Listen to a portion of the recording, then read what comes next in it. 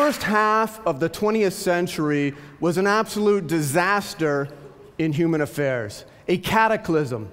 We had the First World War, the Great Depression, the Second World War, and the rise of the communist nations. And each one of these forces split the world, tore the world apart, divided the world, and they threw up walls, political walls, trade walls, transportation walls, communication walls, iron curtains, which divided peoples and nations. It was only in the second half of the 20th century that we slowly began to pull ourselves out of this abyss. Trade walls began to come tumbling down. Here is some data on tariffs, starting at 40%, coming down to less than 5%. We globalized the world. And what does that mean? It means that we extended cooperation across national boundaries. We made the world more cooperative. Transportation walls came tumbling down. You know, in 1950, the typical ship carried 5,000 to 10,000 tons worth of goods. Today, a container ship can carry 150,000 tons. It can be manned with a smaller crew and unloaded faster than ever before. Communication walls, I don't have to tell you, the internet, have come tumbling down. And of course, the Iron Curtains, political walls, have come tumbling down. Now, all of this has been tremendous for the world. Trade has increased. Here's just a little bit of data. In 1990, exports from China to the United States, $15 billion. By 2007, over $300 billion. And perhaps most remarkably, at the beginning of the 21st century, really for the first time in modern history, growth extended to almost all parts of the world. So China, I've already mentioned, beginning around 1978, around the time of the death of Mao, growth 10% a year. Year after year after year. Absolutely incredible. Never before in human history have so many people been raised out of such great poverty as happened in China. China is the world's greatest anti-poverty program over the last 3 decades. India, starting a little bit later, but in 1990, beginning tremendous growth. Incomes at that time, less than $1,000 per year. And over the next 18 years have almost tripled, growth of 6% a year. Absolutely incredible. Now, Africa, sub-Saharan Africa. Sub-Saharan Africa has been the area of the world most resistant to growth. And we can see the tragedy of Africa in the first few bars here. Growth was negative. People were actually getting poorer than their parents, and sometimes even poorer than their grandparents had been. But at the end of the 20th century, the beginning of the 21st century, we saw growth in Africa. And I think, as you'll see, there's reasons for optimism, because I believe that the best is yet to come. Now, why? On the cutting edge today, it's new ideas which are driving growth. And by that I mean it's products for which the research and development costs are really high and the manufacturing costs are low. More than ever before, it is these types of ideas which are driving growth on the cutting edge. Now, ideas have this amazing property. Thomas Jefferson, I think, really expressed this quite well. He said, "He who receives an idea from me receives instruction himself without lessening mine, as he who lights his candle at mine receives light without darkening me." Or to put it slightly differently, one apple feeds one man, but an idea can feed the world. Now, this is not new. This is practically not new to TEDsters. This is practically the motto of TED. But what is new is that the greater function of ideas is going to drive growth and is even more than ever before. This provides a reason why trade and globalization are even more important, more powerful than ever before, and are going to increase growth more than ever before. And to explain why this is so, I have a question. Suppose that there are 2 diseases. One of them is rare, the other one is common, but if they're not treated, they're equally severe. If you had to choose, which would you rather have, the common disease or the rare disease? Common, the common. I think that's absolutely right. And why? Because there are more drugs to treat common diseases than there are to treat rare diseases. And the reason for this is incentives.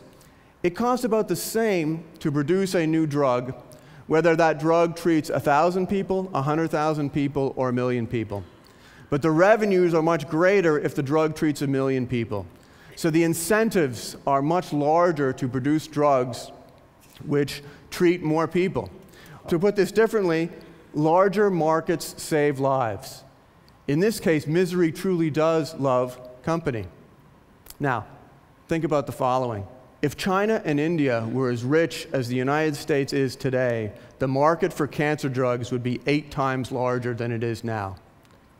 Now, we are not there yet, but it is happening.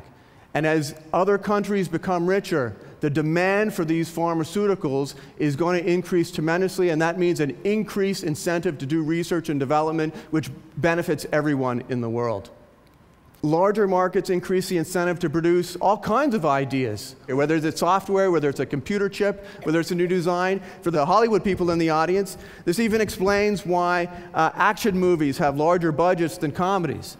It's because action movies translate easier into other languages and other cultures. So the market for those movies is larger, people are willing to invest more, and the budgets are larger. All right. Well, if larger markets increase the incentive to produce new ideas, how do we maximize that incentive? It's by having one world market, by globalizing the world. And the way I like to put this is one idea. Ideas are meant to be shared. So one idea can serve one world, one market. One idea, one world, one market. Well, how else can we create new ideas? That's one reason. Globalize, trade. How else can we create new ideas? Well, more idea creators. Now, idea creators, they come from all walks of life, artists and innovators, many of the people you've seen on this stage. I'm going to focus on scientists and engineers because I have some data on that, and I'm a data person. Now, today, less than 1/10 of 1% of the world's population are scientists and engineers. And the United States has been an idea leader. A large fraction of those people are in the United States. But the US is losing its idea leadership. And for that, I'm very grateful. That is a good thing.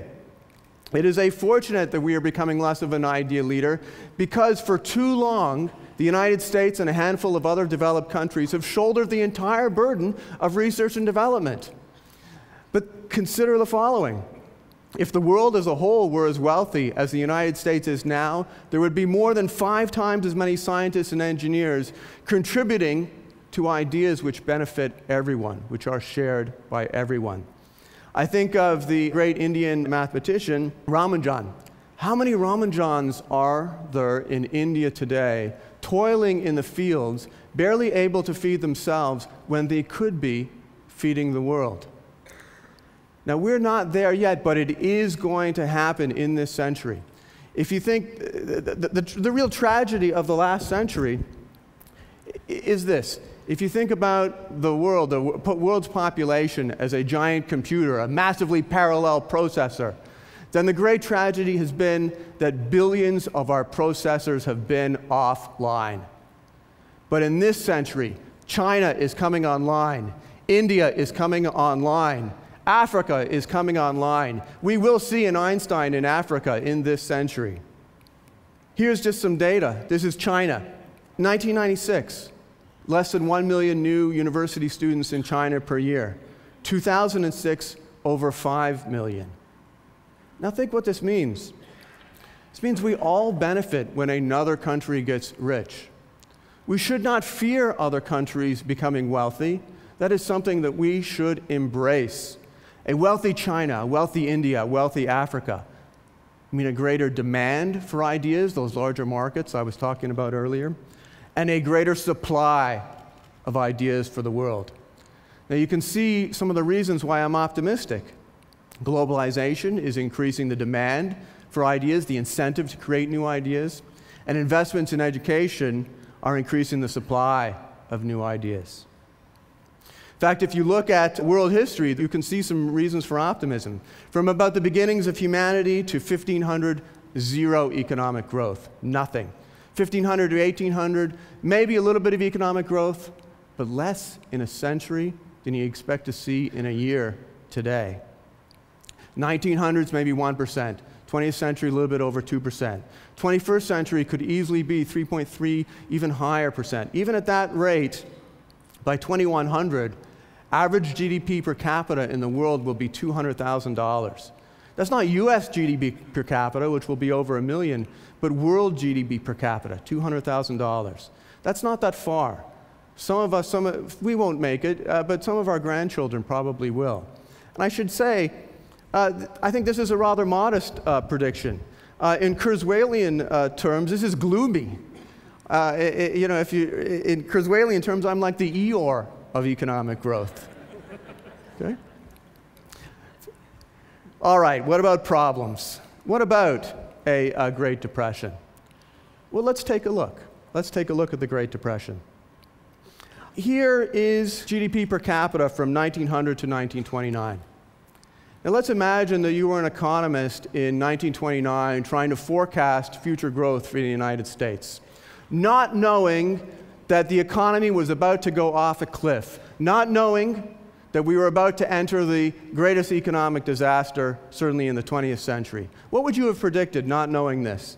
If you'd have based your prediction, your forecast on 1900 to 1929, you'd have predicted something like this. If you'd been a little bit more optimistic, say based upon the roaring 20s, you'd have said this. So what actually happened?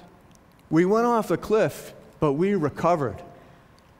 And in fact, in the second half of the 20th century, growth was even higher than anything you would have predicted based upon the first half of the 20th century.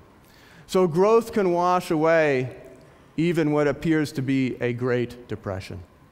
All right, what else? Oil. This was a big topic when I was writing up my notes. Oil was $140 per barrel, okay? And so people were asking a question. They were saying, is China drinking our milkshake? Right? And there is some truth. There is some truth to this in the sense that we have something of a finite resource, and increased growth is going to push up demand for that. But I think I don't have to tell this audience that a higher price of oil is not necessarily a bad thing. Moreover, as everyone knows, look, it's energy, not oil, which counts. And higher oil prices mean a greater incentive to invest in energy R&D. You can see this in the data. As oil prices go up, energy patents go up. The world is much better equipped to overcome an increase in the price of oil today than ever in the past because of what I'm talking about. One idea, one world, one market. So I'm optimistic so long as we hew to these two ideas, to keep globalizing world markets, keep extending cooperation across national boundaries, and keep investing in education. Now, the United States has a particularly important role to play in this. To keep our education system globalized, to keep our education system open to students from all over the world. Because our education system is the candle that other students come to light their own candles.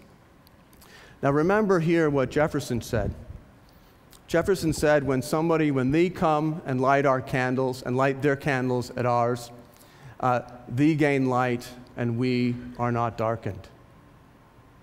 But Jefferson wasn't quite right, was he? Because the truth is, when they light their candles at ours, there's twice as much light available for everyone. So, my view is be optimistic, spread the ideas, spread the light. Thank you.